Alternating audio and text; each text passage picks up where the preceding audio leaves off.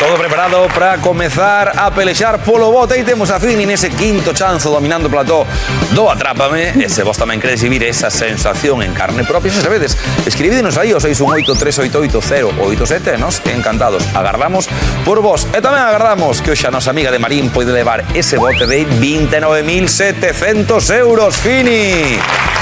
Aí che vai, fíjate que chegamos cartos, que os temos aí contados. A ver se acaban chegando para poder ir a París ou gozar aquí cos netiños desa fermosa experiencia. Para iso xa sabes, baste enfrontar a 5 preguntas e por cada unha das que resposte ben levará 100 euros. Se consigue facer pleno de respostas correctas, levaría ese bote, eses 29.700 euros. E serán 5 preguntas que no día de hoxe irán sobre, atenta Fini, nomes, deportes, lugares, autores e arte.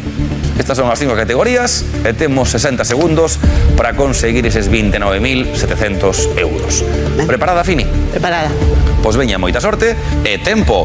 Nomes. Que boxeador era coñecido anteriormente co nome de Cassius Clay? Paso.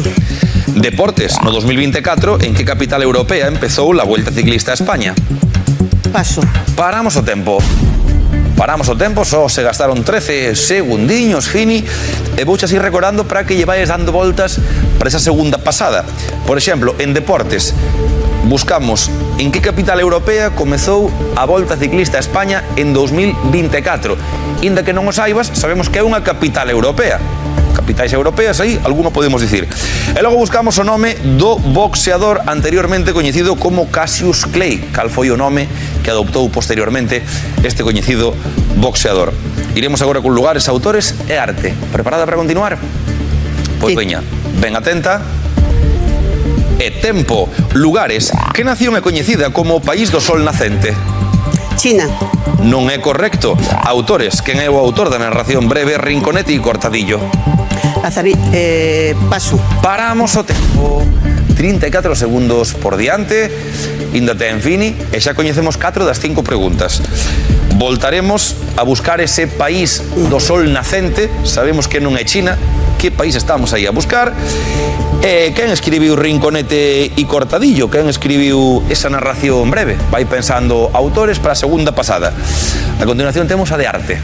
A ver como nos vai, Fini, vale? Veña, máxima concentración. E tempo. Arte. Que obra de Miguel Anxo se atopa no interior da Basílica de San Pedro? Paso. Nomes. Que boxeador era coñecido anteriormente co nome de Cassius Clay? Paso. Deportes. No 2024, en que capital europea empezou a Vuelta Ciclista a España? París. Non é correcto. Lugares. Que nación é coñecida como país do sol nacente? Japón. Paramos o tempo. A falta de 8 segundos. Veremos se Xapón suma 100 euros aí no teu marcador particular. Logo temos autores, buscamos o autor de Rinconete e Cortadillo, acórdate ben, e logo iremos a arte, a buscar esa obra de Miguel Anxo que está na Basílica de San Pedro. Por 8 segundos, Fini, continuamos. Preparada? Preparada. Pois veña, veremos ahora se Xapón é correcto ou non. Atención. E tempo. É correcto. Autores. Juan Ramón Jiménez. Non é correcto. Arte. Que obra de Miguel Anxo se atopa no interior da Basílica? El óvulo. Ai, o tempo que se nos foi. O tempo que non ten piedade. Non ten piedade ningún cos concursantes. E precisamente era a piedade a obra que está no interior da Basílica de San Pedro do Vaticano, que é de Miguel Anxo, a única firmada por él, unha das súas curiosidades. Logo en nomes, Mohamed Ali foi o que era antes Cassius Clay, convertiuse e cambiouse de nome.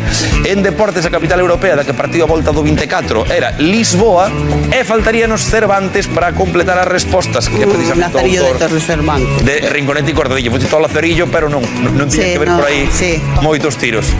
E así non te preocupes, que ese acerto ten o seu premio máis que merecido, 100 euriños que van para Marín con Fini, imos facendo petiño para ese viaxe Euro Disney. E os da casa, ben atentos, que no próximo programa como se pon o bote, cifra redondiña, 30.000 euros que teremos en xogo. E agardo por vos, non falledes. Ata a festa!